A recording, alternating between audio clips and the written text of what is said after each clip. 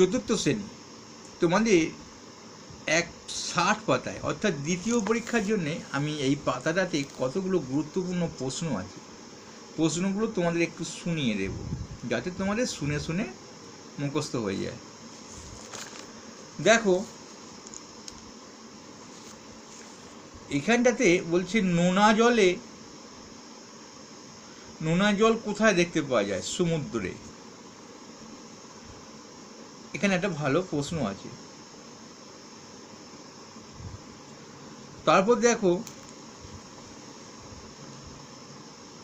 জীবাণু কোথায় বাসা বাঁধে? এখানটা জীবাণু বাসা বাঁধে রক্তেও জীবাণু বাসা বেঁধে ম্যালেরিয়া রোগ হতে পারে।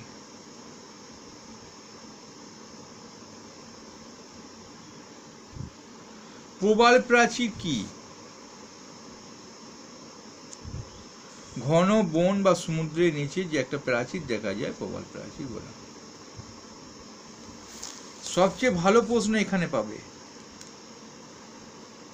ভারতীয় সিংহ কোথায় দেখা যায়? যে প্রশ্নটার জন্য এই পাতায় আমি ভিডিওটা করছি। ভারতীয় সিংহ দেখা যায় গুজরাটের গির অরণ্যে।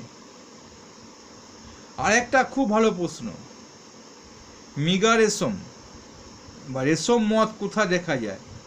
মৃগা রেশম মথ, এটা হচ্ছে মৃগা রেশম মথ। এগুলো দেখা যায় আসামে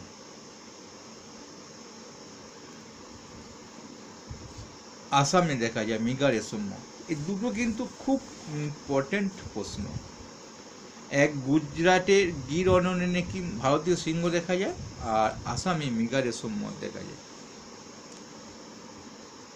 তোমাদের আমি ছোট ছোট ভিডিও দিই, আজকেও আমি বেশি বড় ভিডিও নেব না, করবো না, ও ছোটই দেব।